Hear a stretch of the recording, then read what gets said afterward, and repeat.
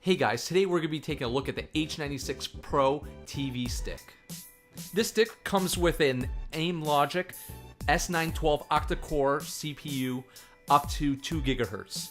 The GPU is an ARM Mali T820 MP3 up to 750 MHz. It comes with 2 gigs of DDR3 RAM, 8 gigs of internal storage. It also has an SD card slot for up to a 32 gig card, single band Wi-Fi 2.4 GHz network, BGNN, Bluetooth 4.1, Android Nougat 7.11. It can also play 4K content up to 60 frames per second and also supports HDR. So let's get into the unboxing.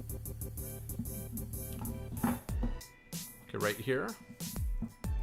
Right off the bat, we'll take a look at the TV stick. Okay, so here we have it. It's got a nice matte finish over here. It's a bit shiny.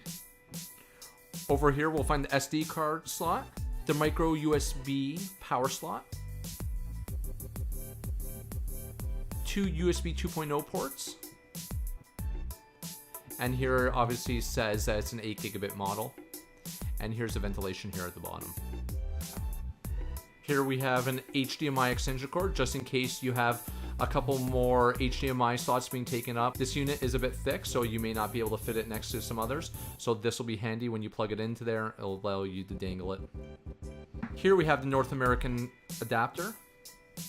And here is obviously the micro USB cable that will plug into the unit to give it power. So next we're going to take a look and see how it runs. We're going to take a look at the interface, play some games, run some performance testing, and run some apps, and we'll see how it goes.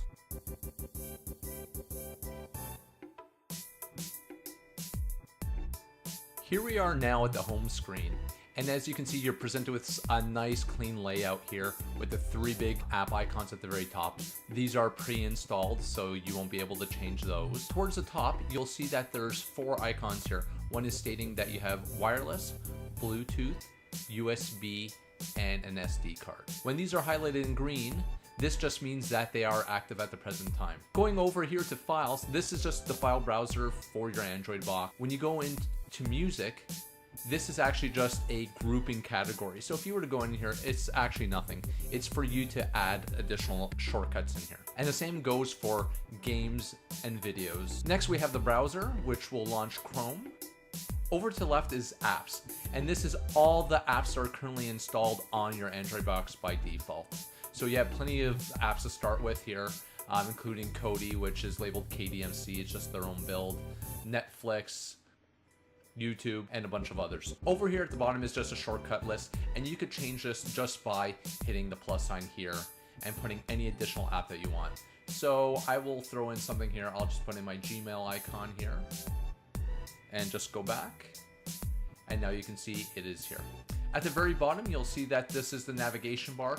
You can hide this just by going over here to this little down arrow. And back over here to the right is your settings. And this is where you would go to connect your network to wireless, add Bluetooth controllers to your system, adjust date and time. Now, if we go up here to storage, we can see that it shows an internal shared storage of 8 gigabytes. If we click on that, we can see a breakdown of what's consuming space on your Android box. And right now, right out of the box, without me installing anything, we do have 3.1 gigs available. And you can add more storage just by attaching an SD card to your system. The first thing I want to get into is showing you how to cast your mobile device to your Android box. And if we go over here to apps, and we go to Mirrorcast, click on that, it says waiting for user to connect. Now you'll go back to your Android device, and you'll have the Mirrorcast screen sharing app downloaded and installed. And then all you'll need to do is launch it. And here you can see it's connected right away. And the response time is really good. Just scrolling up and down here, I'll just hit the back on my device here, go left to right. And navigation is quite smooth. I'll just launch this here.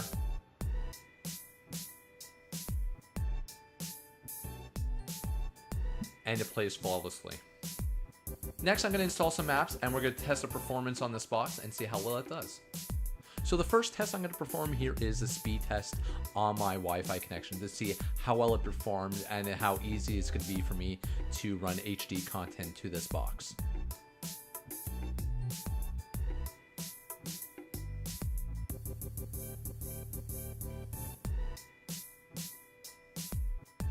And as you can see on the screen, right now I am downloading at 32 megabits per second.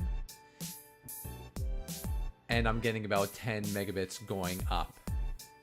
So in order to play some HD, some of the recommendations for things like Netflix, they recommend 25 megabits per second for ultra high definition content.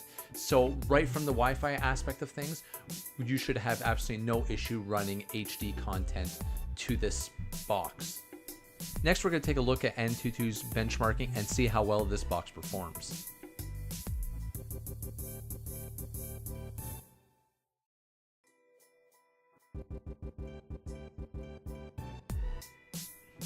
So Antutu has finished doing the benchmarking, and this TV stick has gotten a score of 40,459. Next, we're going to be taking a look at our playback sources. We're going to play some local files off of my USB drive, which includes 1080p 4K, as well as we're going to try the playback on YouTube for some high definition 1080p.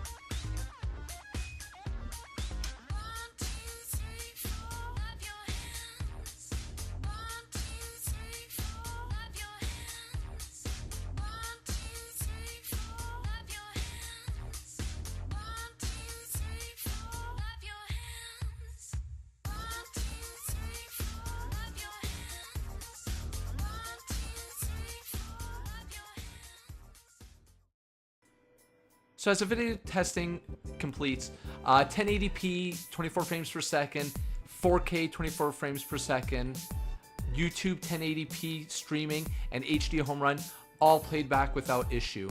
But I did notice a bit of a stutter when playing back locally the 4K content at 60 frames per second.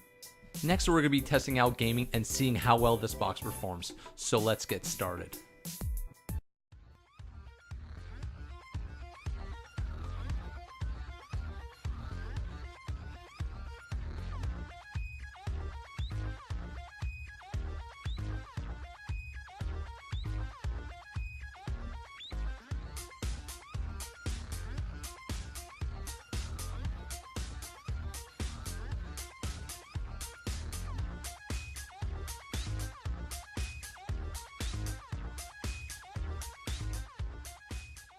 Okay, so that's where I'm gonna end the video today. Overall, I'm really pleased with this box. Between the nice interface, the ability that I had to complete almost every task that I threw at it. Also keep in mind, when purchasing this box, you will need to purchase a remote because it does not come bundled with a remote. If you have any questions, be sure to drop them down below. If you could, please like, subscribe, and I'll see you in the next one.